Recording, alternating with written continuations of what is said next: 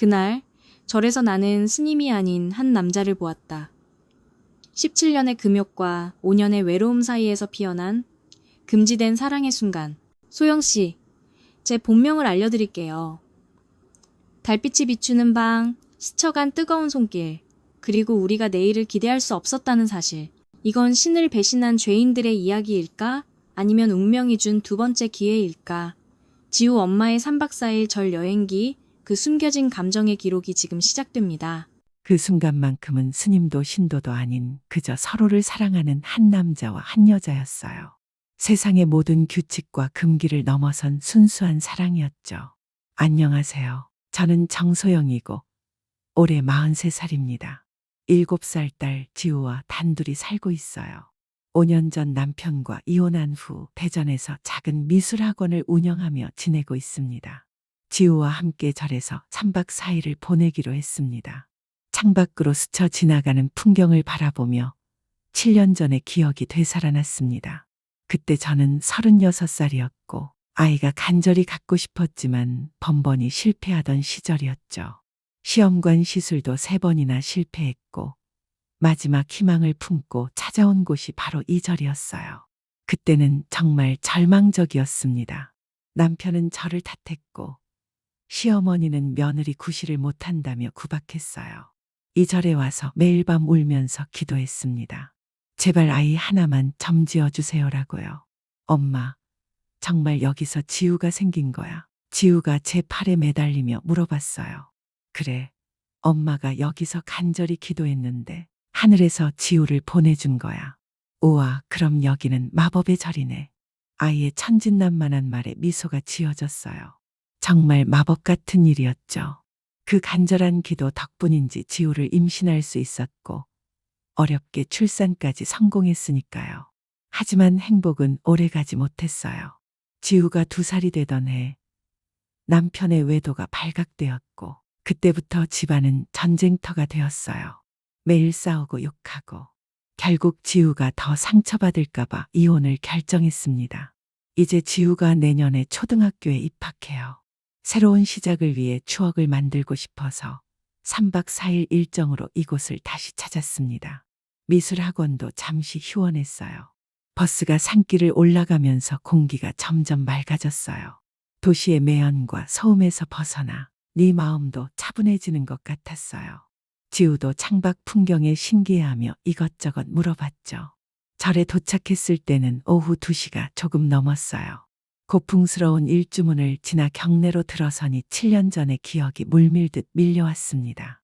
단청이 선명한 대웅전, 그리고 제가 매일 108배를 올리며 기도했던 법당까지 모든 것이 그대로였어요. 와, 엄마, 여기 정말 예뻐. 지우가 눈을 반짝이며 말했어요. 잠시 추억에 잠겨 있는데 뒤에서 누군가 저를 부르는 목소리가 들렸습니다. 혹시 정소영 보살님 아니신가요? 깜짝 놀라 뒤를 돌아보니 스님이 반갑게 미소 짓고 계셨어요. 처음에는 누군지 알아보지 못했는데 스님이 자신을 소개해 주셨죠. 지관 스님입니다. 7년 전 이곳에서 배웠었죠. 그때 임신을 위해 기도하러 오셨던. 그제야 기억이 났어요. 그때 제가 매일 밤 법당에서 혼자 울고 있을 때 다가와서 따뜻한 위로의 말씀을 해주셨던 그 스님이었어요. 7년이라는 세월이 흘렀지만 여전히 자비로운 미소와 따뜻한 눈빛을 지니고 계셨어요. 아, 지관 스님, 정말 오랜만이에요. 보살님, 그때 그렇게 간절히 기도하셔서 예쁜 아이가 왔나 보네요. 지관 스님이 지우를 내려다보시며 환하게 웃으셨어요. 그런데 그 순간 예상치 못한 일이 벌어졌죠. 아빠, 지우가 갑자기 지관 스님을 향해 소리치며 달려가려 했어요. 저는 깜짝 놀라서 아이의 팔을 잡았습니다. 지우야, 이분은 스님이셔. 아빠가 아니라.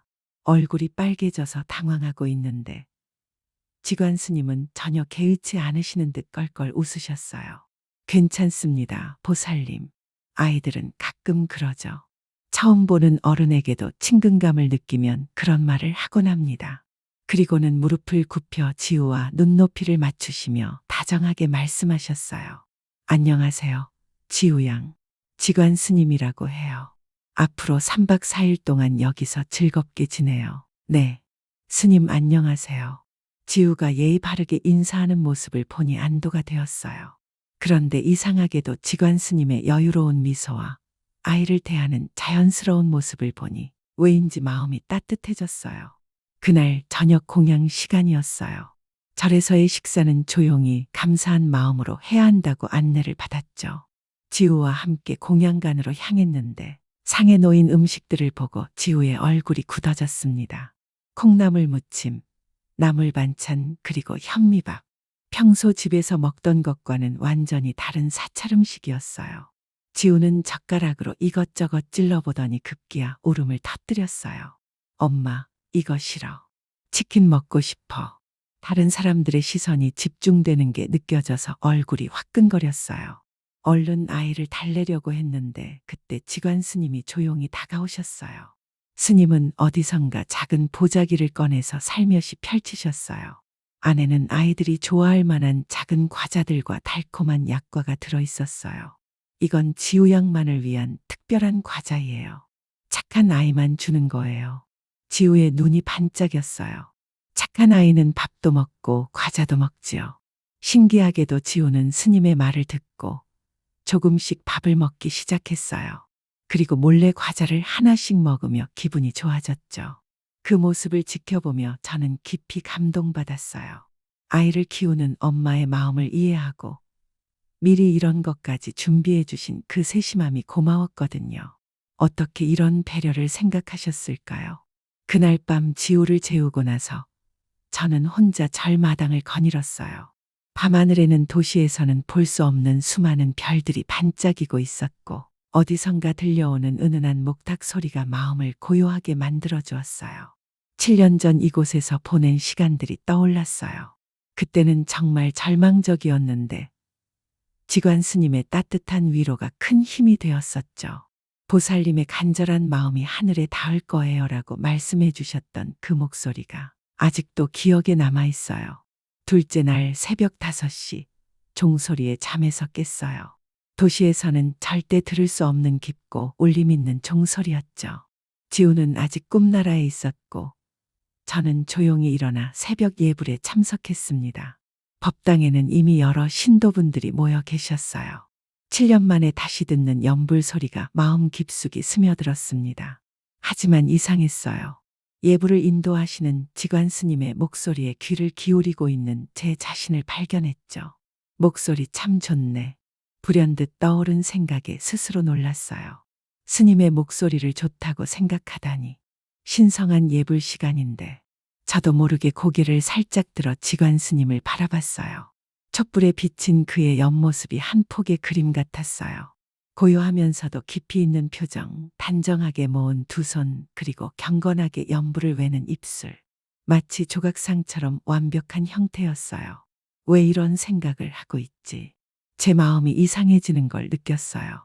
분명 7년 전에도 직관 스님을 만났었는데 그때는 이런 감정을 느끼지 못했거든요. 그때는 온통 임신에 대한 간절함으로 가득했으니까요. 예불이 끝나고 이어진 것은 108배였어요. 처음엔 그 의미를 잘 몰랐지만 직관 스님의 설명을 들으니 이해가 되었습니다. 108개의 번뇌를 하나씩 내려놓는다는 의미라고 하시더라고요. 천천히 하세요. 마음을 비우면서 하는 것이 중요합니다. 직관 스님의 따뜻한 목소리가 법당에 울려 퍼졌어요. 저는 다른 분들과 함께 첫 번째 절을 올렸습니다. 하지만 마음을 비우기는커녕 점점 더 복잡해졌어요. 절을 올릴 때마다 직관 스님의 모습이 자꾸 떠올랐어요.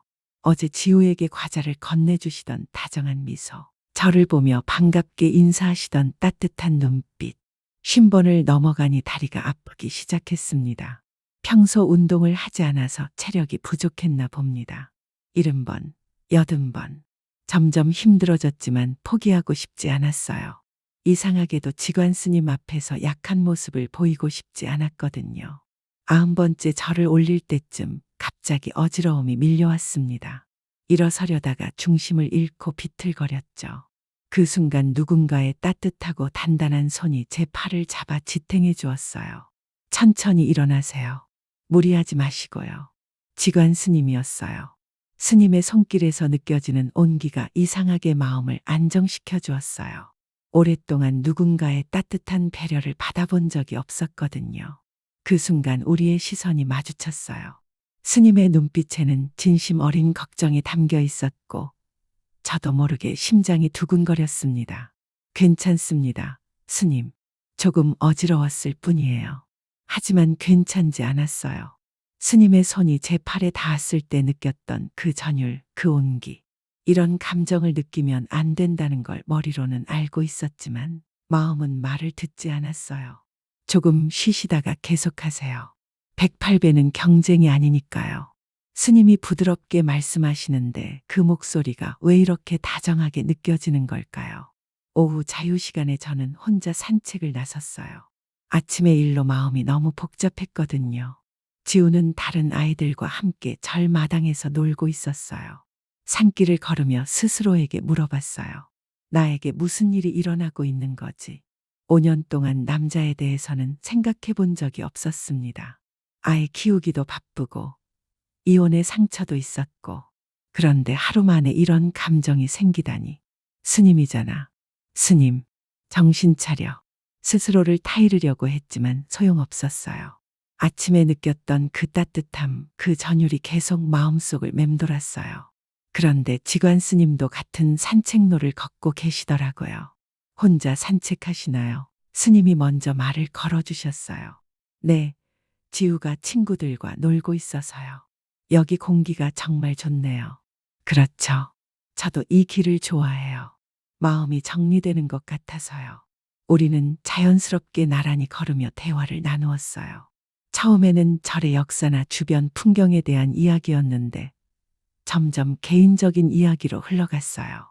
걸으면서 몰래 지관 스님을 관찰했습니다. 걸음걸이가 참 우아했어요. 급하지도 않고 느리지도 않은 적당한 속도로. 가끔 길가의 꽃을 보시며 미소를 짓는 모습이 정말 자연스러웠습니다. 혹시 실례가 아니라면 지우 아버지는 왜 같이 안 오셨나요? 스님이 조심스럽게 물어보셨어요. 그 질문의 순간 마음이 무거워졌습니다. 하지만 이상하게도 스님에게는 솔직하게 말하고 싶었어요. 5년 전에 이혼했어요. 아이가 2살 때부터 남편과 너무 많이 다투게 되었거든요. 결국 지우에게 좋지 않은 영향을 줄 것 같아서 헤어지기로 했죠. 많이 힘드셨겠어요. 스님의 목소리에 진짜 안타까움이 느껴졌어요. 형식적인 위로가 아니라 진심으로 제 아픔을 이해해 주시는 것 같았어요. 처음엔 정말 힘들었어요. 하지만 지금은 괜찮아요.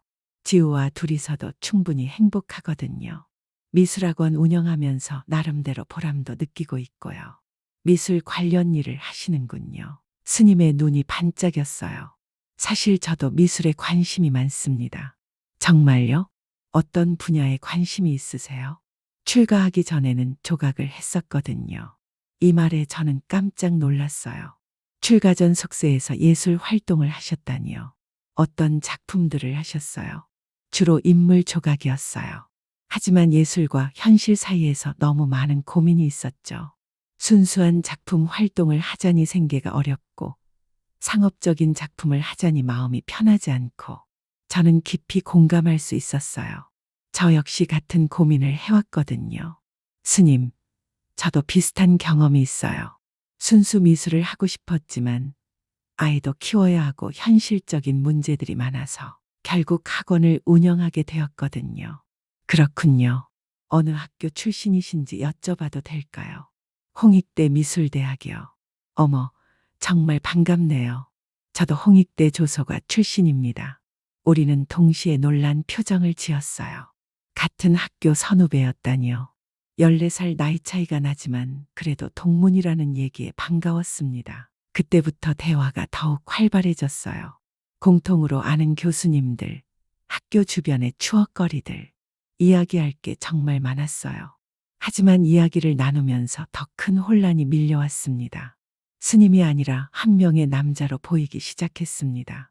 예술가였던 과거, 현실과 이상 사이에서 고민했던 모습. 마치 저와 비슷한 길을 걸어온 사람처럼 느껴졌어요. 스님, 세상이 참 좁다는 생각이 드네요.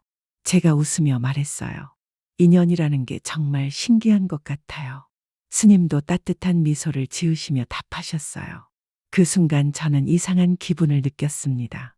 단순한 우연의 만남이 아닌 뭔가 더 깊은 의미가 있는 것 같은 그런 느낌이었어요. 그날 저녁, 지우와 함께 방에 있는데 지관 스님이 문을 두드리셨어요. 지우 양, 잠깐 나와줄 수 있을까요? 선물이 있어요.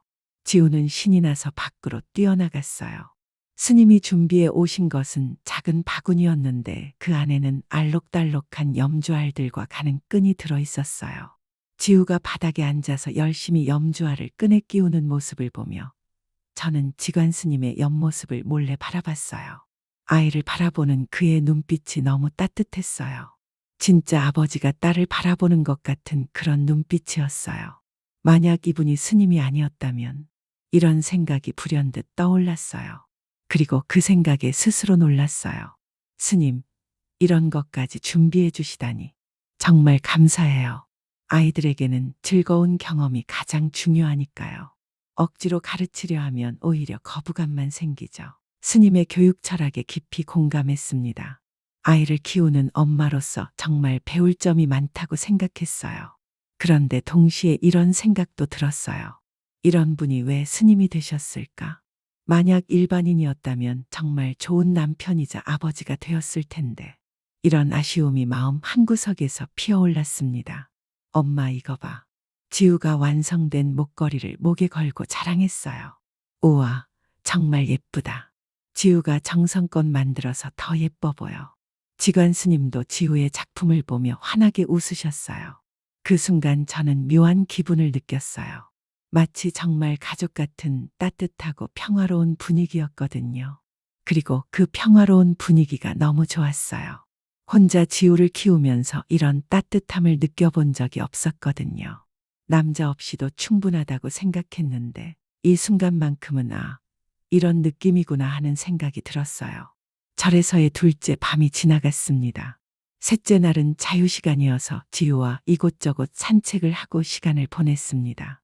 그날 밤 지우를 재운 후 저는 다시 마당으로 나왔어요. 마지막 밤이라고 생각하니 잠이 안 오더라고요. 밤 공기가 차갑고 맑았습니다. 벤치에 앉아 하늘을 올려다보니 수많은 별들이 반짝이고 있었어요. 잠이 안 오시나 보네요. 뒤에서 들려온 목소리에 돌아보니 지관 스님이 계셨어요. 이제는 놀라지 않았어요. 오히려 기다리고 있었던 것 같았어요. 네, 너무 조용해서 그런지 잠이 안 와요. 서울에서는 이런 고요함을 느끼기 어렵거든요. 그렇죠. 저도 처음 이곳에 왔을 때 그 고요함에 놀랐어요. 스님이 제 옆에 앉으셨어요. 적당한 거리를 두고 앉으셨지만 왠지 편안한 느낌이었어요. 하지만 편안하면서도 동시에 긴장됐어요. 밤의 고요함 속에서 둘만 앉아 있으니 왠지 모르게 설레었거든요. 스님은 출가하신 지 오래되셨나요? 17년째입니다. 17년. 정말 긴 시간이네요. 후회하신 적은 없으세요? 스님은 잠시 침묵하시더니 천천히 입을 여셨습니다. 처음 몇 년간은 확신에 차 있었어요. 세속의 번뇌에서 벗어나 정말 평온했거든요. 하지만 최근 들어서는 가끔 다른 생각을 하게 돼요. 어떤 생각이요? 제가 조심스럽게 물어보니 스님이 한숨을 길게 내쉬셨어요.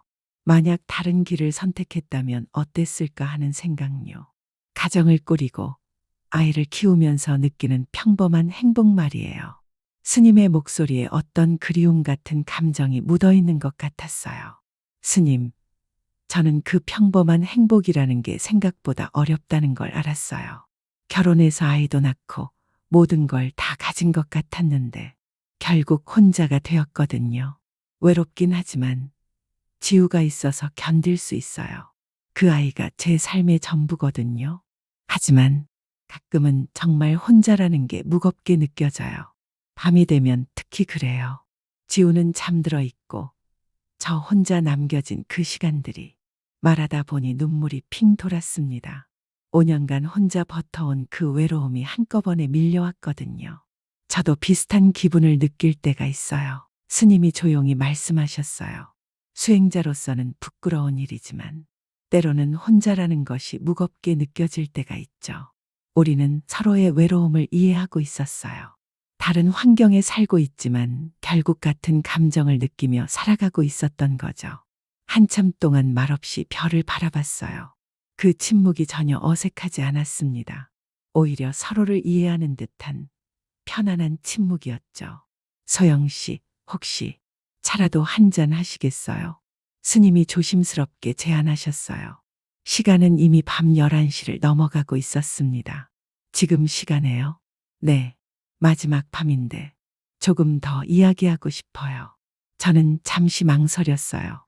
하지만 저도 이 시간이 끝나기를 원하지 않았습니다.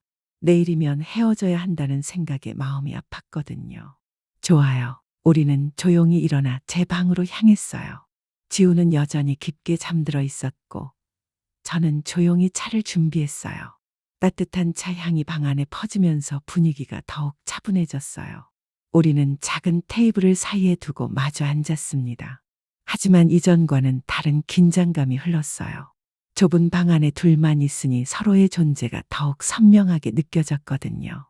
이런 시간을 보내는 게 정말 오랜만이에요. 제가 말했어요. 저도요.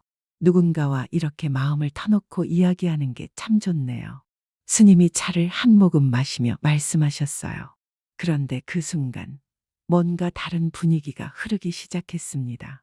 촛불 같은 작은 스탠드 불빛이 방을 은은하게 비추고 있었고 밖에서는 벌레 소리만 간간히 들려왔어요.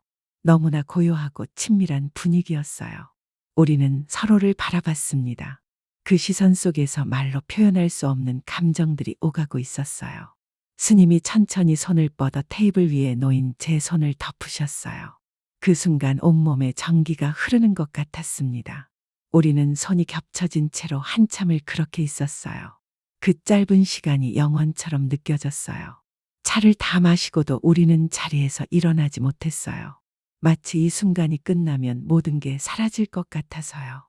소영 씨, 네, 혹시 옆방으로 저랑 가시는 건 어떠세요? 스님의 말에 제 심장이 터질 듯이 뛰었어요. 그 말의 의미를 충분히 알 수 있었거든요. 우리는 서로를 바라보며 조용히 일어났어요. 지우가 깨지 않도록 조심스럽게 움직였죠. 복도로 나서니 모든 게 고요했어요. 다른 사람들은 모두 잠들었나 봅니다. 달빛만이 우리의 발걸음을 비춰주고 있었어요. 옆방 문을 열고 들어서는 순간 저는 제가 무엇을 하고 있는 건지 정확히 알고 있었어요. 하지만 멈출 수가 없었어요. 마치 운명에 이끌리는 것 같았거든요. 소영 씨, 정말 괜찮으신 건가요? 스님이 마지막으로 확인하셨어요. 그 목소리에는 떨림이 있었어요. 네, 저도 이런 마음은 처음이에요. 하지만 후회하지 않을 것 같아요. 달빛이 창문을 통해 방 안으로 들어오고 있었어요. 그 은은한 빛 아래서 우리는 서로의 마음을 확인했어요. 17년간의 수행과 5년간의 외로움이 이 순간 만나고 있었어요. 금기를 넘나드는 순간이었지만 그 어떤 때보다도 자연스럽게 느껴졌어요. 3박 4일간 쌓인 감정들이 이 순간 하나로 모아지고 있었어요. 내일이면 헤어져야 할 두 사람의 마지막 밤이 시작되고 있었죠. 옆에 빈 방은 고요했습니다. 창문으로 스며든 달빛이 방 전체를 은은하게 비추고 있었고 멀리서 들려오는 바람 소리만이 정막을 깨뜨리고 있었죠. 지관 스님과 저는 문을 닫고 서로를 바라보고 있었어요. 이게 꿈은 아니겠죠? 제가 작은 목소리로 물어봤어요. 저도 같은 생각을 하고 있었어요. 17년간 이런 순간을 상상해 본 적도 없었는데 스님의 목소리가 평소와 달리 떨리고 있었어요. 저도 마찬가지였죠. 심장이 터질 듯이 뛰고 있었거든요. 스님이 천천히 제게 다가왔어요. 그리고 조심스럽게 제 손을 잡으셨어요. 그 손길에서 따뜻함이 전해져 왔어요. 소영 씨, 제 본명을 알려드릴게요. 본명요? 서동진입니다. 출가하기 전 이름이에요. 동진 씨, 처음으로 그의 본명을 불러봤어요. 그 순간 그는 더 이상 스님이 아니라 한 명의 남자로 느껴졌어요. 서동진이라는 한때 조각가의 꿈을 품었던 평범한 남자로요. 동진 씨가 제 얼굴을 조심스럽게 어루만졌어요. 우리는 점점 가까워졌어요. 그의 품에 안기니 오랫동안 잊고 살았던 감정들이 다시 살아나는 것 같았어요.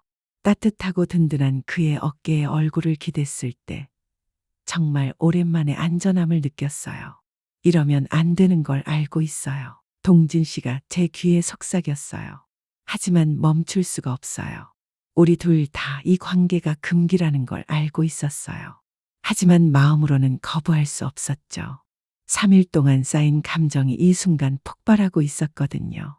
동진 씨가 천천히 승복의 매듭을 풀기 시작했어요. 하나씩 풀어질 때마다 17년간의 수행이, 금욕이, 그리고 모든 경계들이 사라져가는 것 같았어요. 달빛 아래서 우리는 서로의 모든 경계를 허물었어요. 나이 차이는 전혀 문제가 되지 않았어요. 동진 씨의 손길은 예술가다운 섬세함이 있었어요. 마치 작품을 완성해 가듯 조심스럽게 어루만졌어요. 급하지 않았어요. 천천히, 정말 천천히 서로를 느껴가며 하나가 되어갔죠. 우리는 말보다는 몸짓으로, 시선으로 그리고 숨결로 대화했어요. 17년간 금욕적인 삶을 살아온 그와 5년간 혼자 아이를 키워온 제가 서로를 위로했습니다. 그 순간만큼은 스님도 신도도 아닌 그저 서로를 사랑하는 한 남자와 한 여자였어요. 세상의 모든 규칙과 금기를 넘어선 순수한 사랑이었죠. 사랑을 나눈 후 우리는 서로를 안고 누워 있었어요.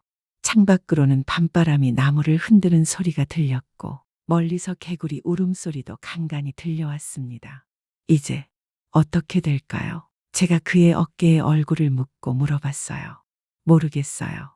하지만 후회는 없어요. 동진 씨가 제 머리를 부드럽게 쓰다듬으며 답했어요. 저도 후회 없어요. 오히려 이런 감정을 다시 느낄 수 있어서 감사해요. 소영 씨는 저에게 어떤 의미인지 아세요? 무슨 뜻이에요? 17년간 잃어버렸던 인간 서동진을 되찾게 해준 사람이에요. 그의 말에 마음이 뭉클했어요. 저에게도 동진 씨는 다시 여자가 될 수 있게 해준 사람이에요. 5년 동안 엄마 역할만 하면서 여자로서의 저를 완전히 잊고 살았는데 동진 씨를 만나면서 그 감정들이 다시 살아났어요. 우리는 서로에게 새로운 의미를 부여해주는 존재였습니다. 잃어버린 자신을 되찾게 해주는 소중한 사람이었죠. 밤이 깊어갔지만 우리는 잠들고 싶지 않았어요. 내일이면 이 모든 게 끝날 수도 있다는 걸 알고 있었거든요. 새벽 3시가 되어갔어요. 정말 헤어져야 할 시간이 다가오고 있었어요. 내일, 아니 오늘 아침에는 어떻게 해야 할까요? 제가 물어봤어요. 평소처럼 행동해야겠죠. 다른 사람들 앞에서는 더욱 조심해야 하고요. 힘들 것 같아요. 동진 씨를 보면 얼굴이 빨개질 것 같은데 저도 마찬가지예요. 소영 씨를 보면 어떻게 평정심을 유지할지 우리는 같은 걱정을 하고 있었어요. 이런 감정을 숨기기가 쉽지 않을 거라는 걸 알고 있었거든요. 동진 씨, 정말 후회 안 하세요? 전혀요. 오히려 소영 씨를 만난 걸 운명이라고 생각해요. 저도요. 7년 전에도 동진 씨가 저를 위로해 주셨고 이번에도 만나게 되었잖아요. 정말 운명인 것 같아요. 우리는 마지막으로 길고 깊은 키스를 나누었어요. 이별의 키스였습니다. 새벽 4시 직전 우리는 정말 헤어져야 했어요. 더 늦으면 다른 사람들이 깨어날 위험이 있었거든요.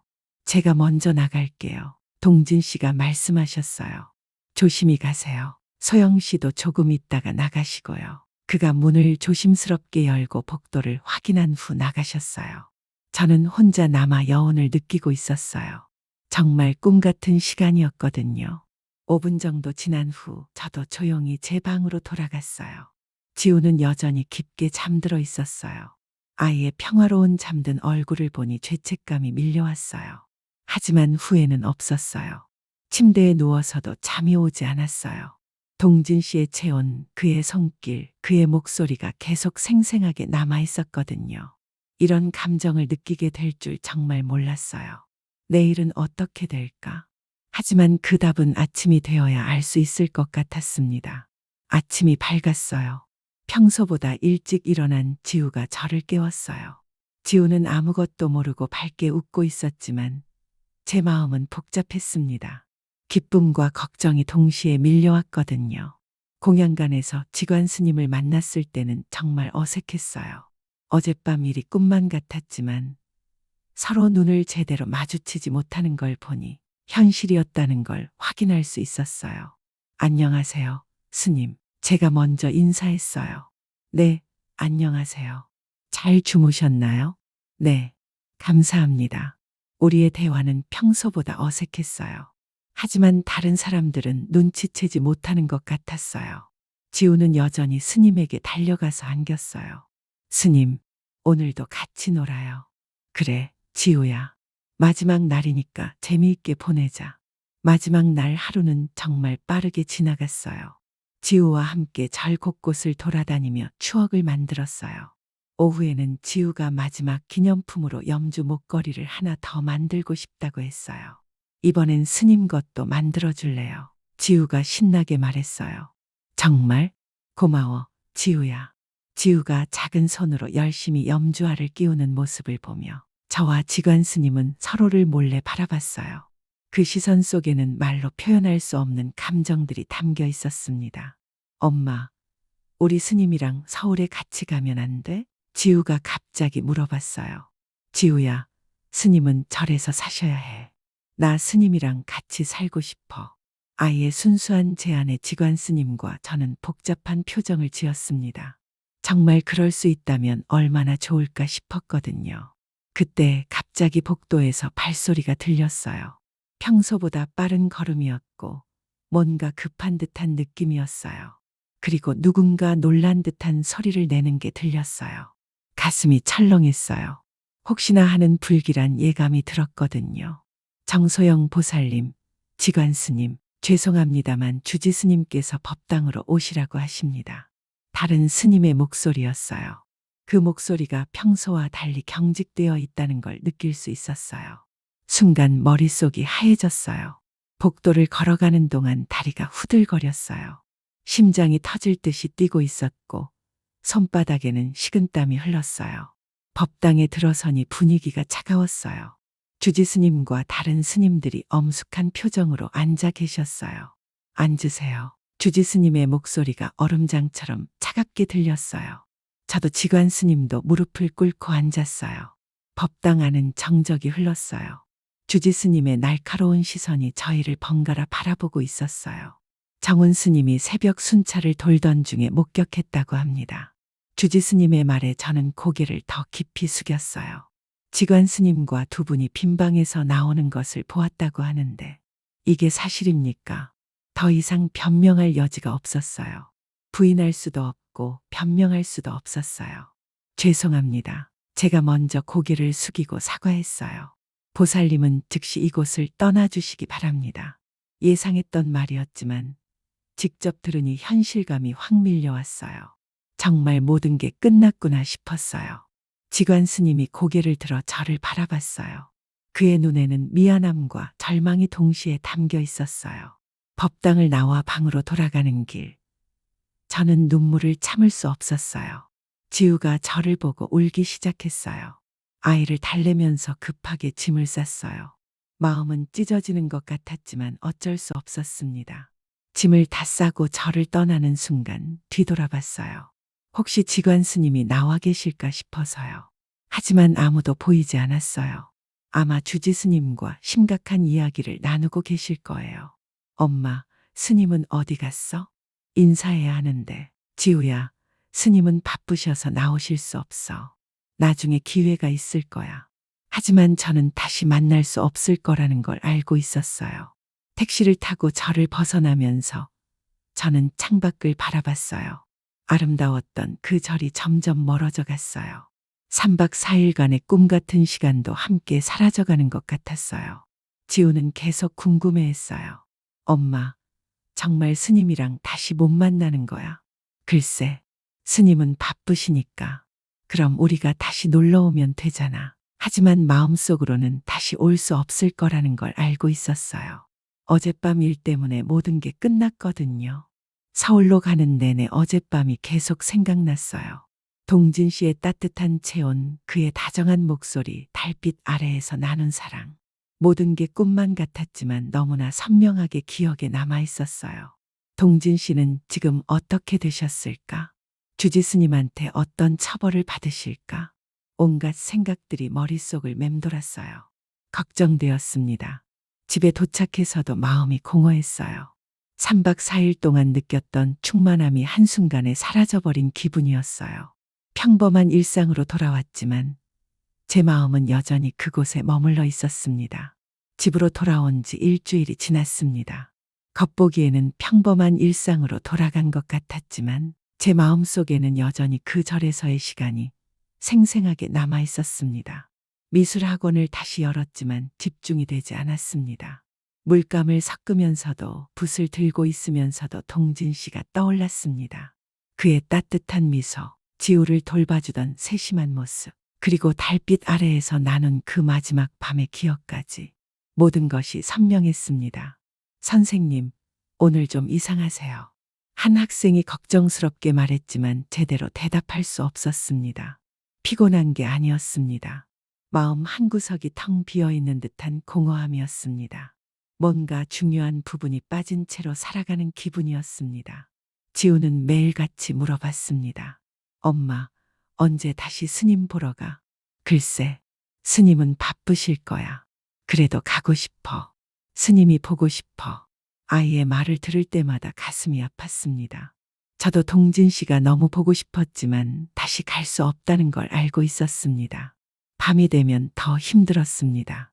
지우를 재우고 나서 혼자 앉아 있으면 그날 밤의 기억이 물밀듯 밀려왔습니다. 동진 씨의 체온, 그의 속삭임, 달빛 아래에서 나눈 사랑. 모든 게 꿈만 같으면서도 너무나 현실적이었습니다. 한 달이 지났습니다. 그동안 동진 씨에 대한 소식은 전혀 들을 수 없었습니다. 혹시나 해서 절에 전화해 볼까도 생각했지만 용기가 나지 않았습니다.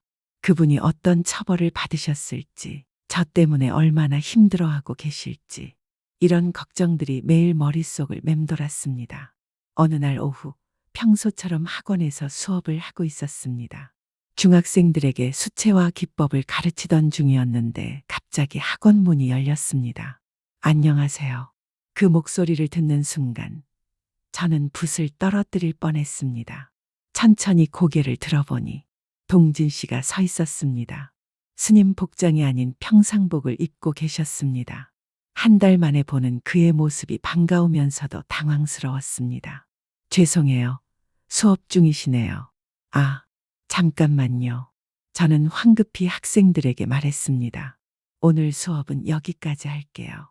다음 주에 계속하자. 학생들이 나간 후 학원에는 저와 동진 씨만 남았습니다. 심장이 터질 듯이 뛰고 있었습니다. 어떻게 여기까지 오셨어요? 제가 떨리는 목소리로 물어봤습니다. 할 말이 있어서요. 절은 어떻게 되셨어요? 떠났습니다. 네, 출가를 포기했습니다. 17년간의 수행을 포기하신다니 믿을 수 없었습니다. 그게 저 때문인가요? 부분적으로는 그렇겠죠. 하지만 전부는 아닙니다. 동진 씨가 의자에 앉으시며 차근차근 설명해 주셨습니다. 저를 만나기 전부터도 고민이 많았다는 것. 17년간의 수행이 과연 자신에게 진정한 행복을 가져다 주었는지에 대한 회의감이었습니다. 소영 씨를 만나면서 확신하게 되었어요. 제가 진짜 원하는 삶이 무엇인지를요. 그래서 어떻게 하실 건데요? 그냥 얼굴이라도 보고 싶어서 왔습니다. 정말 그것뿐이에요. 사실은 이제 어디로 가야 할지 모르겠어요. 17년 동안 절이 전부였는데 이제 갈 곳이 없습니다. 그의 말에 마음이 아팠습니다. 저 때문에 모든 걸 잃으신 거나 마찬가지였습니다. 그때 마침 학원 문이 열리고 지우가 들어왔습니다. 지우가 동진 씨를 보더니 잠깐 멈춰 섰다가 갑자기 환한 미소를 지으며 달려갔습니다. 아빠, 왜 여기에 있어? 지우야, 안녕. 보고 싶었어. 동진 씨가 지우를 안아 올리는 모습을 보니 눈물이 핑 돌았습니다. 더 이상 망설일 수 없었습니다.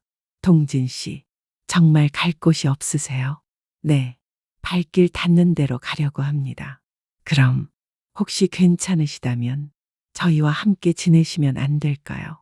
동진 씨가 놀란 표정으로 저를 바라봤습니다. 지우도 동진 씨를 좋아하고 저도 혼자 지내기 힘들었어요. 서로 도움이 될 수 있을 것 같은데요. 정말 괜찮으신 건가요? 네. 다만 처음에는 임시로. 상황을 보면서 결정하시면 돼요.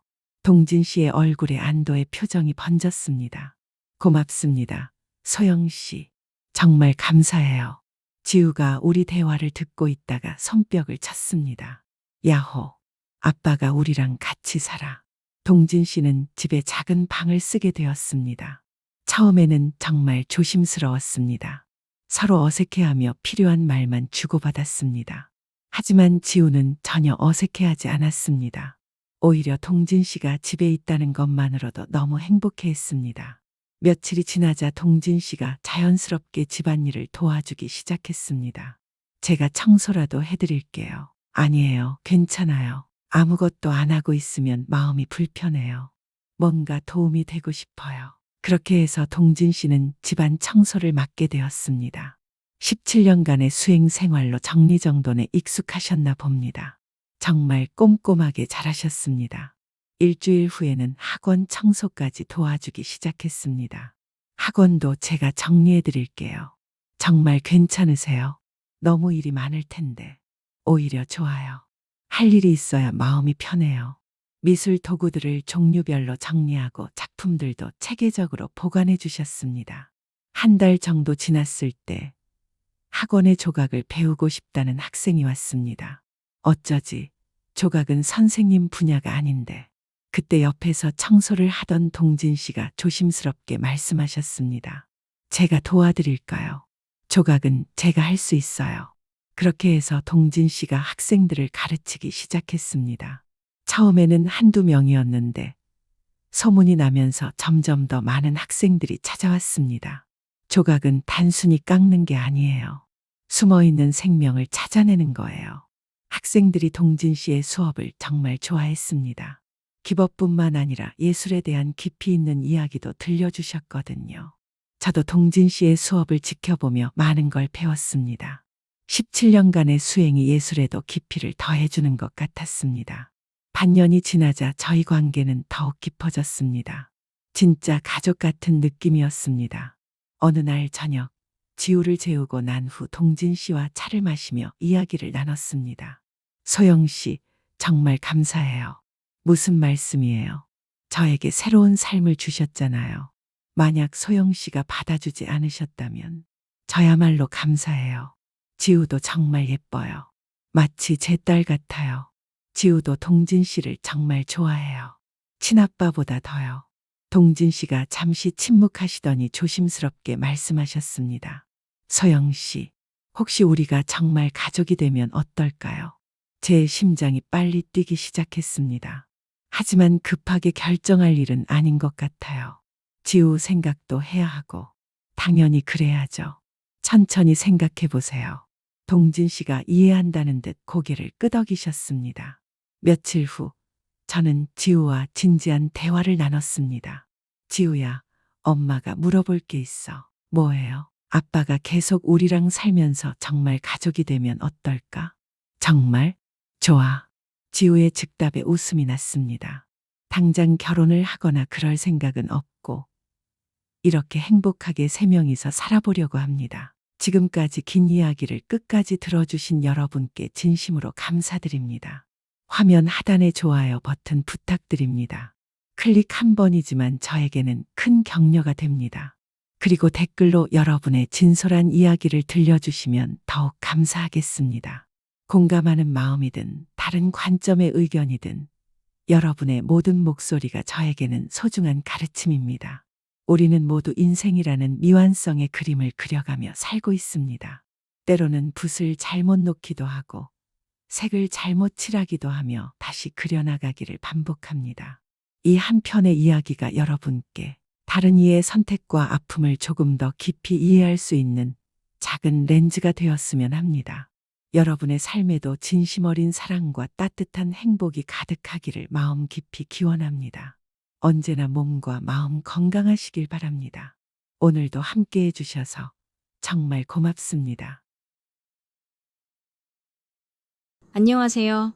저는 48살의 직장인 여성 두 아이의 어머니입니다.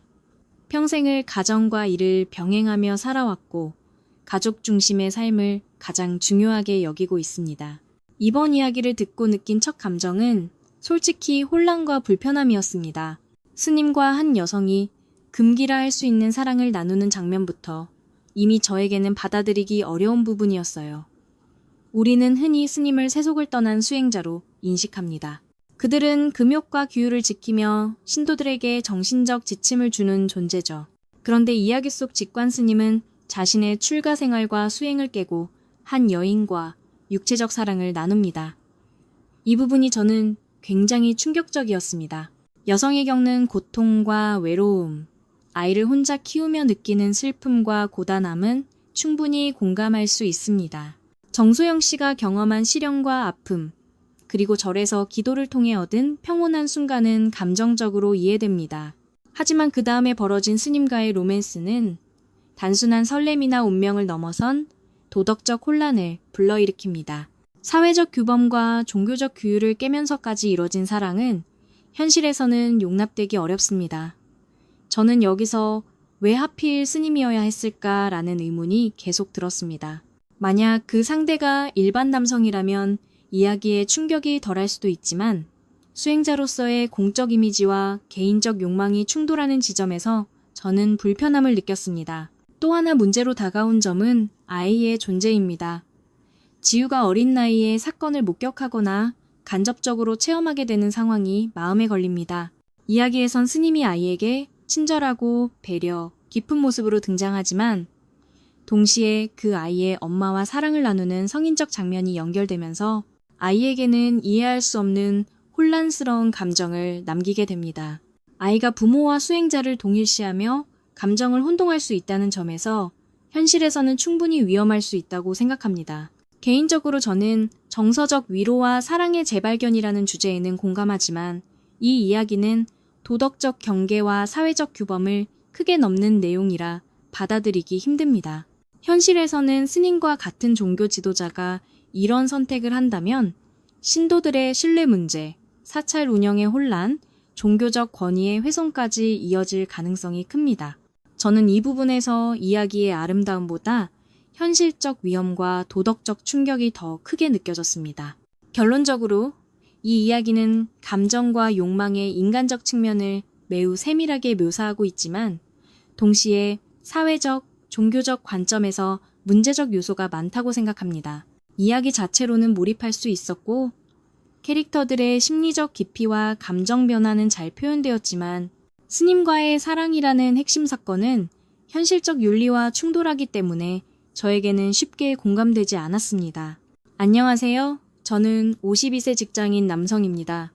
결혼해서 아이 둘을 키우며 평범한 가정 생활을 유지하고 있습니다. 이번 이야기를 들으면서 느낀 감정은 복합적이었습니다. 솔직히 말하면 처음에는 스님과 여성의 관계라니 하고 당황했지만 이야기를 끝까지 듣고 나니 인간적인 이해와 연민이 더 크게 다가왔습니다. 정소영 씨가 겪은 삶의 무게는 상당히 공감되었습니다. 남편의 외도와 이혼, 그리고 혼자 아이를 키우며 겪는 외로움과 절망은 제가 직접 경험하지는 않았지만 충분히 감정이입이 되는 부분이었습니다.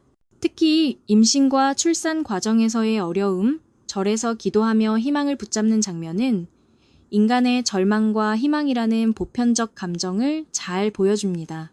이 점에서 이야기는 매우 현실적이면서도 감정적으로 몰입하게 만들었습니다. 직관 스님과의 관계는 분명 금기적입니다. 일반적인 사회관념과 종교적 규율에서 벗어난 행동이었죠. 하지만 이 스님 또한 인간이었고 출가 전에는 예술가로서 현실과 이상 사이에서 고민했던 인물입니다. 수행자로서의 규율과 인간적 욕망 사이에서 갈등하는 그의 모습을 통해 인간이 절대적 규범 속에서도 완벽할 수 없다는 점을 보여주는 것 같습니다. 저는 이 부분에서 스님을 단순히 비난하기보다는 인간적인 연민을 느꼈습니다. 특히 스님이 지우를 대하는 태도와 세심한 배려는 인상적이었습니다. 어린아이를 존중하고 소소한 과자와 염주 만들기 활동으로 즐거움을 주는 장면은 인간적인 따뜻함과 책임감을 보여주며 이야기의 균형을 잡아줍니다. 이 점에서 이야기는 단순히 금기적 사랑을 묘사하는 것이 아니라 인간적 관계와 이해, 상처 치유를 보여주는 이야기라고 생각했습니다. 저에게 이 이야기는 규범을 넘어선 사랑을 미화하려는 목적이 아니라 외로움과 인간적 욕망, 관계 회복에 대한 탐구로 익혔습니다. 현실에서는 이런 상황을 그대로 따라할 수는 없지만 문학적 상상과 감정 몰입의 관점에서는 충분히 이해 가능합니다. 스님의 갈등과 정소영 씨의 외로움이 만나는 순간 인간적인 솔직함과 진심이 느껴졌기 때문입니다. 결론적으로 저는 이 이야기가 전하는 메시지, 즉 인간적 외로움과 사랑의 회복, 그리고 규범과 감정 사이의 갈등을 이해하고 공감합니다. 금기적 요소는 충격적일 수 있지만 이야기 속 캐릭터들이 겪는 심리적 현실과 감정의 진실성을 충분히 느낄 수 있었습니다. 개인적으로는 현실에서 모방할 수 있는 이야기는 아니지만 감정적 공감과 인간 이해의 측면에서는 매우 가치 있는 서사라고 생각합니다. 안녕하세요. 저는 50세 직장 생활을 오래 해온 여성입니다. 이번 이야기를 듣고 느낀 감정은 솔직히 말하면 웃음과 어이없음이었습니다.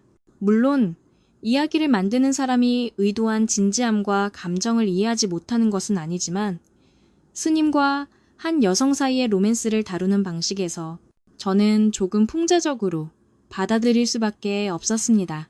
처음 이야기의 설정부터 상당히 극적이었습니다.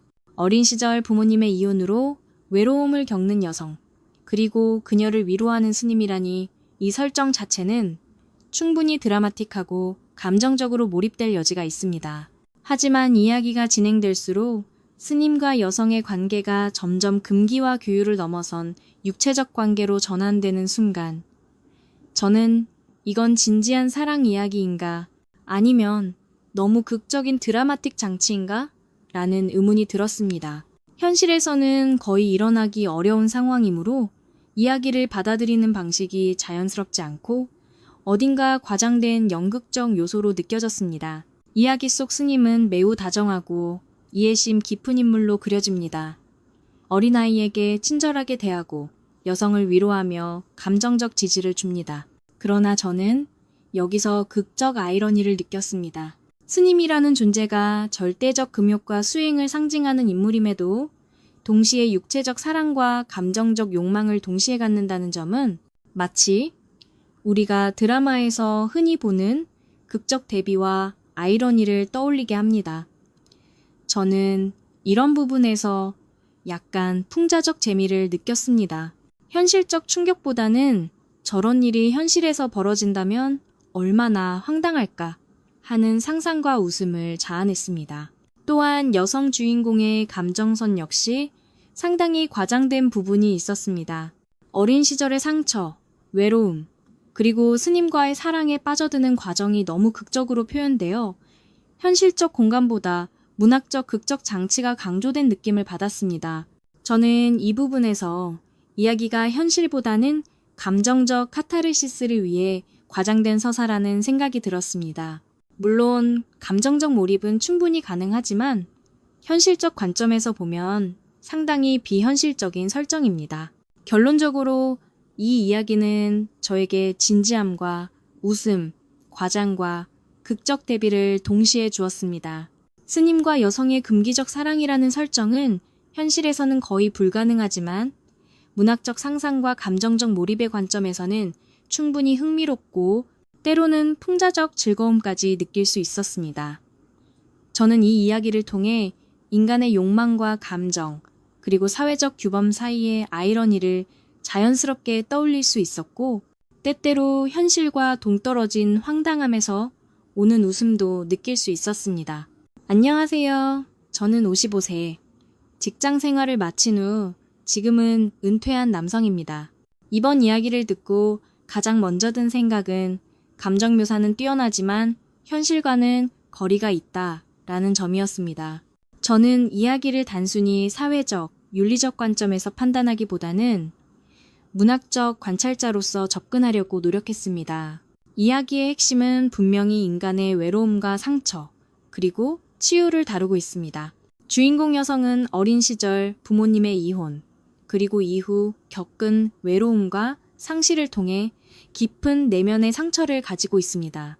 이런 상처는 아이를 키우면서 더욱 복합적인 형태로 나타나고 독자는 그녀의 내적 갈등과 감정을 공감할 수 있습니다. 이 부분에서 이야기는 매우 현실적이고 공감 가능했습니다.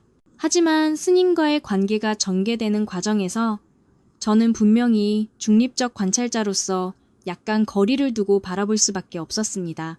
스님이라는 인물은 본래 금욕과 수행을 상징하지만 이야기 속에서는 인간적 욕망과 감정을 드러냅니다. 이러한 설정은 문학적 장치로서 충분히 이해할 수 있지만 현실적 규범과는 충돌합니다. 저는 이를 부정적이거나 긍정적으로 판단하기보다는 문학적 상상력과 감정 묘사의 한 사례로 받아들였습니다. 또한 이야기 속 상호작용과 감정 변화는 매우 정교하게 묘사되어 있습니다. 아이와 스님의 관계, 여성과 스님의 감정적 교류 등은 모두 세밀하게 감정선을 따라가며 표현되었습니다. 이 부분에서 이야기는 인간관계와 감정의 복잡성을 잘 보여주고 있고 독자는 자연스럽게 등장인물의 심리적 변화를 따라가게 됩니다. 현실에서는 매우 드문 상황이지만 문학적 관찰과 이해의 관점에서는 충분히 의미 있는 서사라고 생각합니다. 결론적으로 저는 이 이야기를 중립적 관찰 시각에서 이해합니다.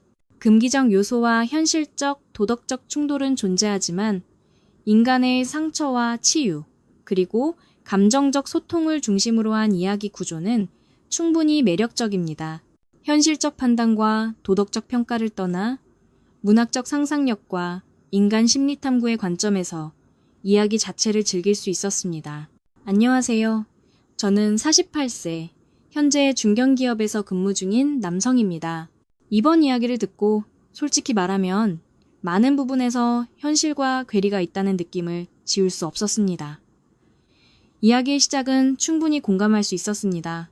주인공 여성이 어린 시절 부모님의 이혼으로 상처를 받고 그 상처가 성인이 된 후까지 영향을 미치는 과정은 사실 현실에서도 흔히 볼 수 있는 사례입니다. 가족 해체와 그로 인한 정서적 외로움은 사람의 성격과 삶의 선택에 큰 영향을 주며 이를 통해 인물의 내적 갈등을 드러내는 시도는 이해할 수 있습니다. 하지만 이야기가 스님과의 관계로 전개되는 순간 저는 강한 비판적 시각을 갖게 되었습니다. 스님은 사회적으로 그리고 종교적으로 금욕과 도덕성을 상징하는 인물입니다. 이런 위치에서 감정적, 육체적 관계로 발전하는 것은 사회적 규범과 윤리적 관점에서 매우 문제적입니다. 물론 문학적 장치나 극적 설정으로 볼 수도 있지만 이야기가 마치 현실적 가능성을 전제로 한 듯 표현된 점은 문제입니다. 이 부분에서 저는 독자로서 상당히 불편함을 느꼈습니다. 또한 여성 주인공의 감정 표현과 스님의 대응 방식 역시 지나치게 감정적, 극적입니다. 어린 시절에 상처를 가진 여성이 스님을 통해 위안을 받고 사랑에 빠지는 과정이 현실에서는 거의 일어나기 힘든 방식으로 묘사됩니다. 이 점에서 저는 감정의 과장과 극적 장치가 지나치다고 판단했습니다. 현실적 관점에서는 이해할 수 없는 행동과 감정의 흐름이 반복되면서 이야기는 점차 판타지적 요소가 강한 드라마처럼 느껴졌습니다. 그럼에도 불구하고 이야기가 전달하고자 하는 메시지와 주제는 일부 이해할 수 있습니다. 인간은 누구나 상처와 외로움을 겪고 그것을 치유할 방법을 찾으며 때로는 금기와 규범 사이에서 갈등하게 됩니다. 이러한 인간 심리의 복잡성을 드러내고자 한 의도는 분명히 존재합니다. 하지만 저는 이러한 메시지가 현실과의 괴리감으로 인해 충분히 설득력을 갖지 못했다고 봅니다. 결론적으로 이 이야기는 문학적 상상력과 감정 묘사 측면에서는 흥미롭지만 윤리적, 현실적 관점에서는 많은 한계가 있습니다. 독자로서 저는 이야기 속 극적 장치와 감정 표현에 몰입하기보다는 사회적 규범과 현실적 가능성을 기준으로 판단할 수밖에 없었습니다. 따라서 이이야. 안녕하세요. 저는 52세. 현재 가정주부로서 자녀를 키우며 살고 있는 여성입니다. 이번 이야기를 듣고 저는 주인공 여성의 외로움과 상처에 깊이 공감했습니다. 어린 시절 부모님의 이혼과 그로 인한 정서적 상처, 그리고 성인이 되어 느끼는 외로움은 매우 현실적이며 이야기를 통해 제 자신의 경험과도 연결해 생각할 수 있었습니다. 이야기 속 스님과 여성의 관계에 대해서도 저는 도덕적 판단보다 감정적 치유와 위로의 관점에서 이해하려고 노력했습니다. 스님은 단순히 금욕적 인물이 아니라 인간적인 면모를 가진 존재로 묘사되며 주인공 여성에게 정서적 안정과 따뜻함을 제공합니다. 저는 이 부분에서 이야기의 치유적 메시지를 읽을 수 있었습니다. 현실에서는 스님과의 관계가 육체적으로 발전하는 것은 문제지만 이야기 속에서 상징적으로 표현된 정서적 연결과 위로는 충분히 의미 있다고 생각했습니다. 또한 이야기는 주인공 여성의 내면 변화를 세밀하게 묘사합니다. 외로움과 상실, 불안과 혼란 속에서 스스로를 발견하고 감정을 조율하는 과정은 매우 섬세하게 그려져 있습니다. 이 과정에서 독자는 단순히 사건을 보는 것이 아니라 주인공의 심리적 여정을 함께 경험하게 됩니다. 저는 이러한 부분에서 이야기의 힘을 느꼈습니다. 결론적으로 이 이야기는 금기와 현실적 문제에도 불구하고 상처받은 사람에게 위로와 공감을 주는 이야기라고 생각합니다. 이야기를 읽으면서 저는 주인공 여성의 외로움과 상처에 대해 깊이 공감하고 인간의 감정적 연결과 치유 가능성에 대해 생각할 수 있었습니다. 현실적 판단보다는 감정적 이해와 공감의 관점에서 이 이야기를 받아들이면 충분히 가치 있는 서사라고 느낍니다. 안녕하세요. 저는 50세 공무원으로 근무하고 있는 남성입니다. 이번 이야기를 듣고 솔직히 말하면 저는 약간 냉소적이고 풍자적인 시각에서 접근하지 않을 수 없었습니다. 이야기는 어린 시절, 상처와 성인 시절의 외로움, 그리고 금기와 금욕을 상징하는 스님과의 관계라는 극적 설정을 중심으로 전개되는데 이는 현실과 동떨어진 면이 많습니다. 사실 부모의 이혼과 그로 인한 정서적 트라우마는 이해할 수 있습니다. 그러나 이야기 속 전개 방식은 현실적 확률을 무시한 과장된 드라마적 설정이 많습니다. 스님과의 관계가 감정적, 육체적으로 발전하는 장면은 현실에서는 거의 일어나지 않으며 이를 자연스럽게 받아들이도록 독자를 설득하는 과정도 부족합니다. 그래서 저는 이야기 전체를 읽으며 이건 마치 드라마 속 설정을 그대로 소설로 가져온 것 같다는 느낌을 받았습니다. 특히 주인공 여성의 행동과 감정 표현은 극도로 극적이고 감정 과잉입니다. 독자로서 이해는 되지만 현실에서는 지나치게 이상화된 캐릭터처럼 느껴집니다. 이러한 점에서 저는 이 이야기를 읽으면서 현실적인 공감보다는 풍자와 냉소적 해석을 하게 되었습니다. 인간 심리를 깊이 탐구하려는 의도는 이해하지만 스토리텔링 방식과 캐릭터 묘사에서 현실적 논리와 윤리적 맥락이 결여되어 있습니다. 결국 이 이야기는 극적 재미와 감정 몰입에는 성공했지만 현실적 윤리적 시각에서는 많은 한계를 가지고 있습니다. 독자로서 저는 이야기를 읽으며 흥미는 느꼈지만 동시에 현실과 너무 동떨어졌다는 생각을 지울 수 없었습니다. 안녕하세요. 저는 49세 직장 생활과 가정을 병행하며 살아가는 여성입니다. 이번 이야기를 들으며 저는 두 가지 감정을 동시에 느꼈습니다. 하나는 주인공의 상처와 외로움에 대한 깊은 이해이고 다른 하나는 윤리적, 사회적 경계에 대한 경각심입니다. 주인공 여성이 어린 시절 부모님의 이혼으로 심리적 상처를 받고 성인이 되어서도 그 상처가 삶과 감정에 영향을 미치는 과정은 현실적이고 공감할 만합니다. 저는 이러한 심리적 디테일을 읽으면서 현실에서 비슷한 경험을 가진 사람들의 감정을 자연스럽게 이해할 수 있었습니다. 외로움, 상실감, 치유를 갈망하는 마음은 누구나 경험할 수 있는 인간적 감정입니다. 그러나 스님과의 관계가 감정적, 육체적으로 발전하는 부분에서는 사회적, 윤리적 기준을 떠올리지 않을 수 없었습니다. 현실에서는 이러한 관계가 사회적 규범과 종교적 위치를 고려할 때 매우 문제적입니다. 이야기는 이를 상징적 문학적으로 표현하려 했겠지만 저는 독자로서 어느 정도 경계를 가지고 읽을 수밖에 없었습니다. 그럼에도 불구하고 이야기의 가치 중 하나는 주인공의 내적 성장과 치유 과정을 보여준다는 점입니다. 외로움과 상실 속에서도 인간은 서로 연결될 수 있고 마음의 위로와 이해를 통해 성장할 수 있다는 메시지가 전달됩니다. 이 점에서 저는 이야기의 감정적 힘과 치유적 요소를 충분히 느낄 수 있었습니다. 결론적으로 이 이야기는 현실적 윤리 문제와 문학적 상상력 사이에서 균형을 잡으려 한 시도로 익히지만 독자는 이를 이해와 경계의 관점에서 접근해야 합니다. 주인공의 상처와 외로움, 감정적 연결에 공감하면서도 현실적 가능성과 사회적 규범을 항상 떠올리게 만드는 이야기라고 느꼈습니다. 안녕하세요. 저는 51세 중소기업을 운영하며 가정을 꾸려온 가장입니다.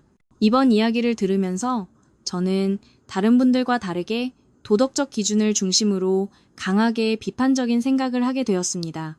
물론 주인공이 어린 시절 부모님의 이혼으로 인해 깊은 상처를 입었다는 점은 충분히 이해할 수 있습니다. 한국 사회에서도 부모의 갈등과 이혼은 아이에게 큰 영향을 미치고 그것이 성인이 되어서도 인간관계와 정서적 안정에 문제를 남긴다는 점은 부정할 수 없는 사실입니다. 하지만 이야기 속에서 이 상처가 치유되는 방식은 상당히 문제적이고 위험해 보입니다. 스님이라는 인물은 종교적, 사회적으로 특별한 위치에 있습니다. 그들은 세속의 욕망을 내려놓고 자기 자신뿐만 아니라 사회적 도덕과 질서를 지키는 상징적 존재입니다. 그런데 이 이야기 속에서 스님과 주인공의 관계가 감정적이고 육체적인 차원으로 발전하는 것은 사회적 신뢰를 깨뜨리는 설정이라고 저는 생각합니다. 아무리 문학적 상상력이라 해도 종교적 인물의 본분과 위치를 고려하지 않은 채 관계를 전개시키는 것은 위험한 해석을 불러올 수 있습니다. 저는 이 이야기를 읽으며 만약 실제로 이런 일이 있다면 사회적 파장은 얼마나 클까라는 생각을 했습니다. 종교 공동체가 무너지고 신도들이 느낄 배신감은 이루 말할 수 없을 것입니다. 주인공 개인의 상처와 치유도 중요하지만 그 과정이 사회적 가치와 도덕을 훼손하면서 이루어져서는 안 된다고 생각합니다. 따라서 저는 이 이야기가 지나치게 개인 감정 중심적으로만 흘러가면서 사회적 맥락과 책임을 놓쳤다고 느낍니다. 개인의 외로움과 사랑을 강조하는 동시에 사회적 윤리와 공동체의 가치를 함께 고민하는 방식으로 서사를 풀어갔다면 훨씬 설득력 있고 균형 잡힌 작품이 될 수 있었을 것입니다. 안녕하세요. 저는 47세 대학에서 학생들을 가르치고 있는 여성입니다. 이번 이야기를 들으면서 저는 비판도 공감도 모두 가능했지만 최종적으로는 중립적이고 사색적인 시각으로 정리하게 되었습니다. 이야기의 핵심은 결국 인간의 외로움, 상처, 그리고 치유의 과정이라고 저는 생각합니다. 주인공은 어린 시절 부모의 이혼으로 깊은 상처를 받고 성인이 되어서도 그 상처 속에서 살아갑니다. 그러던 중 우연히 만난 스님과의 관계를 통해 새로운 감정과 위로를 경험합니다. 이 과정은 문학적으로는 충분히 매혹적이고 감정적으로도 몰입할 수 있었습니다. 하지만 동시에 현실적으로는 여러 윤리적 문제와 논란을 일으킬 수 있는 설정이라는 점도 분명히 존재합니다. 스님과의 관계가 상징적 장치라면 괜찮지만 실제 사건처럼 묘사될 경우 독자에게 불편함과 거부감을 줄 수 있습니다.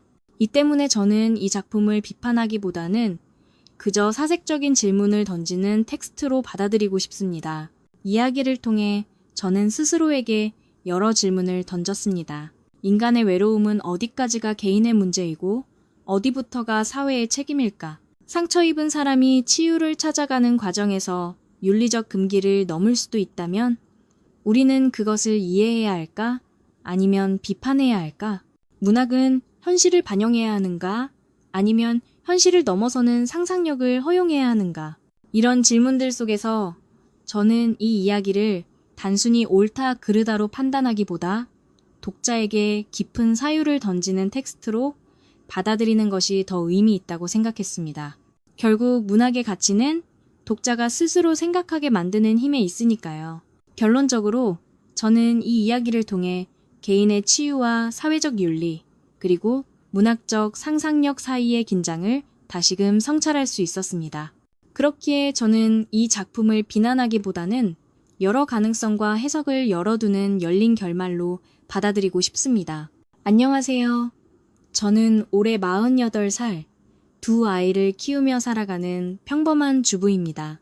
이번 이야기를 들으면서 저는 무엇보다도 주인공 여성의 삶과 감정을 제 아이를 바라보듯이 모성적인 마음으로 바라보게 되었습니다. 주인공이 어린 시절 부모님의 이혼을 겪으며 받은 상처는 정말 말로 다 할 수 없을 만큼 깊은 것이었을 겁니다. 저는 부모로서 매일 아이들에게 화내지 않으려 애쓰고 작은 말 한마디에도 신경을 쓰려고 노력합니다. 그런데도 아이들은 예민하게 받아들이고 때로는 속상해하는 모습을 보이곤 합니다. 하물며 부모가 싸우고 결국 헤어지는 모습을 경험한 아이의 마음은 어떻겠습니까? 그 어린 가슴 속에 쌓인 상처와 외로움은 평생을 따라다니는 그림자처럼 남을 수밖에 없을 겁니다. 저는 주인공이 성인이 된 후에도 여전히 그 상처에 묶여 있다는 부분에서 큰 공감을 느꼈습니다. 어떤 사람들은 이제 다 큰 성인인데 왜 아직도 과거에 매여 있냐고 쉽게 말하지만 상처라는 건 시간이 지나도 저절로 사라지지 않습니다. 오히려 잊으려고 할수록 더 선명해지고 새로운 인간관계 속에서 다시 드러나기도 합니다. 저는 제 주변에서도 부모의 갈등이나 불화 때문에 결혼 생활이나 직장 생활에서 늘 불안해하는 사람들을 많이 보았습니다. 그러니 주인공이 외로움과 불안 속에서 계속 방황하는 건 충분히 이해할 수 있는 일이었습니다. 그리고 그 과정에서 스님을 만나 마음의 위로를 받는 장면은 저는 솔직히 현실에서는 불가능할 수도 있겠지만 문학적인 장치로는 충분히 의미 있다고 생각합니다. 사람은 누구나 전혀 예상치 못한 상대에게서 가장 큰 위로를 받기도 합니다. 때로는 가까운 가족이나 친구가 아니라 우연히 만난 낯선 사람의 한마디가 우리를 살게 하기도 합니다. 저는 주인공이 스님과 나눈 대화를 단순한 금지된 사랑으로만 보지 않았습니다. 그것은 상처 입은 영혼이 또 다른 영혼과 만나 치유되는 순간이었고 인간적인 이해와 공감이 이루어진 순간이었습니다. 물론 종교적 위치에 있는 인물과의 관계가 현실에서 용인될 수는 없습니다. 저 역시 사회적 규범과 도덕적 기준을 무시할 수는 없다고 생각합니다. 하지만 이야기가 꼭 현실을 그대로 반영해야 할까요? 문학은 때로 현실을 넘어서는 상상력을 통해 우리에게 치유와 성찰의 가능성을 보여줍니다. 저는 이 이야기를 통해 상처받은 사람도 결국 다른 사람을 통해 치유될 수 있고 인간은 누구나 서로에게 기대고 살아갈 수밖에 없는 존재라는 사실을 다시 한번 느꼈습니다. 저는 주인공의 외로움이 마치 제 딸이나 아들의 미래일 수도 있다는 생각에 더욱 가슴이 아팠습니다. 그래서 이 이야기를 단순히 금기나 윤리의 문제로만 바라보는 것보다는 상처받은 사람이 어떻게 치유를 찾아가는가 라는 질문으로 읽고 싶습니다. 만약 이 이야기를 듣고 누군가가 자기 자신의 외로움을 돌아보고 주변 사람들에게 더 따뜻한 관심을 기울이게 된다면 그것만으로도 충분히 의미 있는 작품이라고 생각합니다. 결국 저는 주인공이 스님과의 관계를 통해 얻은 건 단순한 사랑이 아니라 인간적인 위로와 치유였다고 믿고 싶습니다. 그 순간만큼은 주인공이 어린 시절의 상처에서 잠시나마 벗어나 누군가에게 받아들여지고 이해받는 경험을 한 것이니까요. 그게 진짜 사랑이든 아니면 잠시 스쳐간 위로든 상관없이 상처 입은 영혼에게는 그 경험이 너무나도 소중했을 겁니다. 저는 이 이야기를 읽으며 앞으로 제 아이들에게 더 많은 사랑과 관심을 주어야겠다고 다짐했습니다. 부모의 갈등이 아이에게 얼마나 깊은 영향을 주는지 그리고 그 상처가 평생 남을 수 있다는 걸 다시 한번 절실히 깨달았기 때문입니다. 안녕하세요. 저는 올해 55살, 대기업에서 오랫동안 일해온 직장인입니다. 저는 이번 이야기를 들으면서 사실 공감보다는 불편함이 더 크게 다가왔습니다. 이유는 간단합니다. 이 이야기가 지나치게 감정을 미화하고 있다는 생각이 들었기 때문입니다. 우선 주인공이 어린 시절 부모님의 이혼으로 큰 상처를 받았다는 점은 충분히 이해할 수 있습니다. 저 역시 제 주변에서 부모의 갈등으로 인해 평생을 불안하게 사는 사람들을 많이 봤습니다. 그러나 상처를 이유로 성인이 된 이후의 행동까지 모두 정당화할 수는 없다고 생각합니다. 주인공이 외로움 속에서 스님과 감정적으로 얽히게 되고 결국 윤리적 금기를 넘는 관계로 발전하는 과정은 아무리 문학적 장치라고 해도 납득하기 어렵습니다. 현실적으로 보자면 스님은 단순한 개인이 아니라 종교적 상징을 지닌 존재입니다.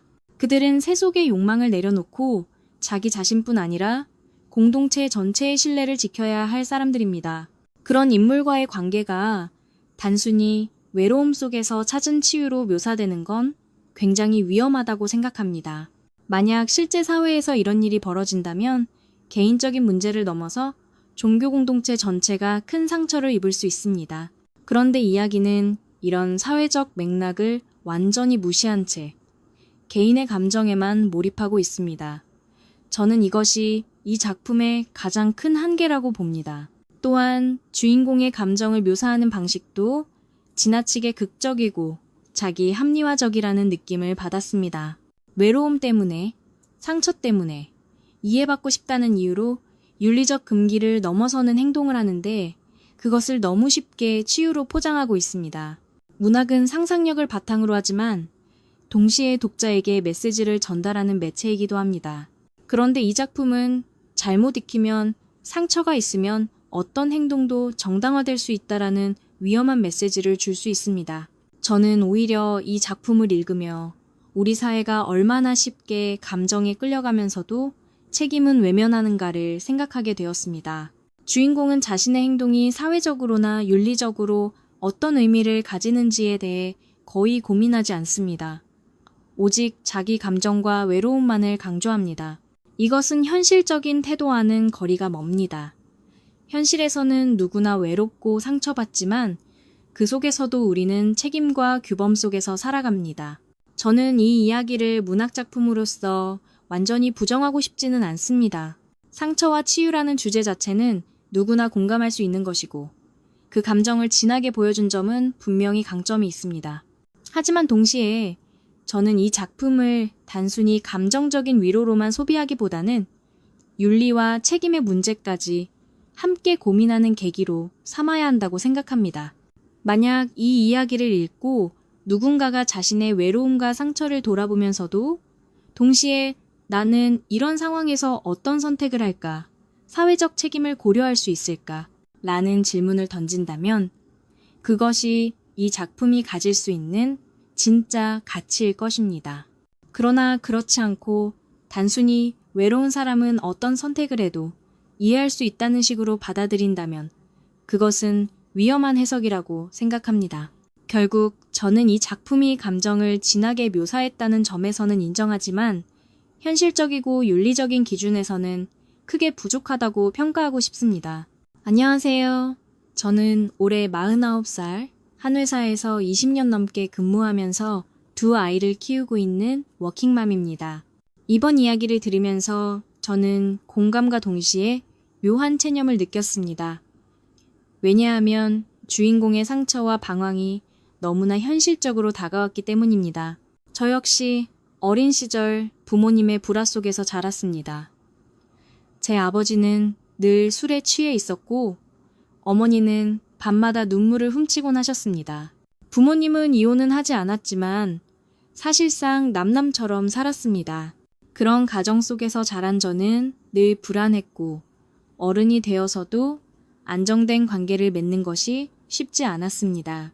그래서 주인공이 어린 시절 부모님의 싸움과 이혼으로 깊은 상처를 받았다는 대목에서 저는 제 과거가 떠올라 눈물이 났습니다. 주인공이 성인이 되어서도 그 상처 속에서 헤어나오지 못하는 부분도 저는 충분히 이해했습니다. 사람들은 흔히 다 지난 일인데 왜 아직도 붙잡고 있냐고 쉽게 말합니다. 하지만 상처라는 것은 단순히 시간이 지나면 아물지 않습니다. 특히 어린 시절에 각인된 상처는 성인이 된 후에도 무의식적으로 우리를 지배합니다. 저도 결혼 후 남편이 화를 내거나 무뚝뚝하게 굴 때마다 마치 어린 시절 아버지에게 버림받은 것 같은 감정을 느끼곤 했습니다. 아무리 이성적으로 지금 상황은 다르다고 스스로를 설득해도 마음속에서는 두려움과 불안이 올라왔습니다. 그래서 주인공이 외로움 속에서 누군가의 위로를 간절히 원했다는 사실에는 100번 공감합니다. 인간은 누구나 이해받고 싶고 인정받고 싶습니다. 때로는 가족도 친구도 아닌 전혀 예상치 못한 사람에게서 그 위로를 받기도 합니다.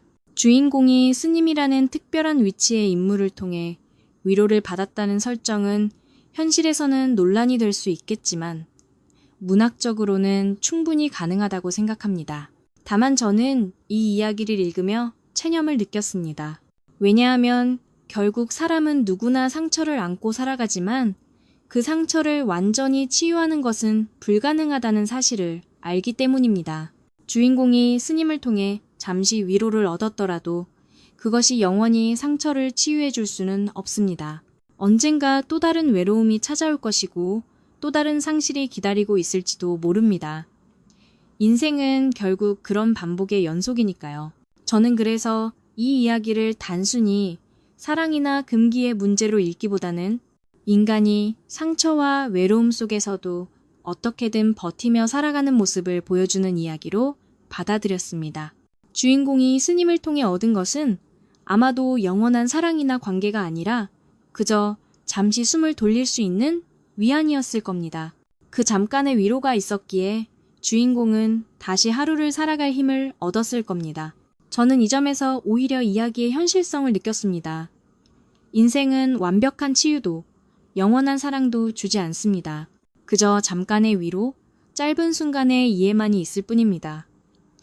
하지만 그 짧은 순간이 우리를 다시 살아가게 하는 힘이 되기도 합니다. 결국 저는 이 이야기를 읽고 주인공을 안타깝게 바라보면서도 동시에 제 인생을 돌아보게 되었습니다. 나 역시 상처 속에서 살아가고 완벽한 치유는 없지만 작은 위로에 기대며 살아간다는 사실을 다시 깨달았습니다. 아마 많은 중년 독자들도 이 체념 섞인 공감을 느끼지 않았을까요? 안녕하세요. 저는 올해 51살, 직장생활 30년 차에 접어든 남성입니다. 이번 이야기를 들으면서 저는 솔직히 풍자와 냉소적인 태도를 가질 수밖에 없었습니다. 왜냐하면 이야기의 전개가 너무 극적이고 비현실적으로 보였기 때문입니다. 물론 문학은 상상력을 바탕으로 하지만 어느 정도 현실성과 설득력이 있어야 합니다. 그런데 이 작품은 마치 드라마나 영화에서 흔히 볼 수 있는 과장된 설정을 그대로 옮겨놓은 것 같았습니다. 우선 주인공이 어린 시절 부모의 이혼으로 상처받았다는 설정은 충분히 현실적입니다. 하지만 성인이 되어서 스님과 감정적으로 얽히고 그것이 치유와 구원의 과정으로 묘사되는 건 지나치게 극적이고 낭만화된 전개라고 생각합니다. 현실에서 스님과의 관계는 결코 단순한 개인적 위로나 치유로 끝날 수 없습니다. 사회적으로는 큰 파장을 불러올 것이고 윤리적으로도 비판받을 수밖에 없습니다. 그런데 이 이야기는 그런 현실적인 맥락은 완전히 무시한 채 오직 감정에만 집중하고 있습니다. 저는 이 점에서 냉소를 금할 수 없었습니다. 또한 주인공의 감정 묘사도 지나치게 과장되어 있습니다. 물론 외로움과 상처는 누구나 경험하는 것이지만 그것이 곧바로 금기를 넘는 행동으로 이어지고 그 결과가 마치 아름다운 치유처럼 포장되는 것은 솔직히 설득력이 떨어집니다. 저는 이 부분에서 이건 현실을 반영하는 게 아니라 그냥 독자의 눈물을 짜내기 위한 장치구나 라는 생각이 들었습니다. 저는 문학이 반드시 교훈적일 필요는 없다고 생각합니다. 하지만 최소한 독자에게 생각할 거리를 던져야 한다고 믿습니다. 그런데 이 이야기는 감정적인 몰입은 가능하게 했지만 그 이상의 깊이나 성찰은 주지 못했습니다. 오히려 이렇게까지 극적이어야 하나? 이렇게까지 비현실적이어야 하나? 라는 질문만 남겼습니다. 그래서 저는 이 작품을 풍자적으로 해석하고 싶습니다. 마치 현실에서 일어날 수 없는 일들을 일부러 극적으로 부풀려 보여주면서 우리 사회의 모순을 드러내는 듯한 느낌 말입니다. 하지만 안타깝게도 작가가 정말 그런 의도로 썼는지는 의심스럽습니다. 그냥 감정 과잉의 멜로드라마로 보일 뿐입니다. 결국 저는 이 이야기를 읽으며 흥미는 느꼈지만 동시에 강한 냉소도 함께 느꼈습니다. 만약 작가가 조금 더 현실적인 맥락과 사회적 책임을 고려했다면 훨씬 설득력 있고 의미 있는 작품이 되었을 겁니다. 오늘도 끝까지 함께 해주셔서 진심으로 감사드립니다. 여러분이 느끼신 생각이나 감정은 저에게 큰 힘이 되고 앞으로의 이야기에도 큰 영감을 줍니다. 혹시 들으시면서 마음에 와닿는 부분이나 전하고 싶은 말씀이 있으셨다면 댓글로 꼭 남겨주세요. 여러분 한 분 한 분의 의견이 모여 더 따뜻하고 풍성한 이야기를 만들어갑니다. 구독과 좋아요도 잊지 않으시면 앞으로 더 자주 찾아뵐 수 있습니다. 오늘 함께 해주셔서 다시 한번 감사드리고 다음 이야기에서 또 인사드리겠습니다. 모두 행복한 하루 보내세요.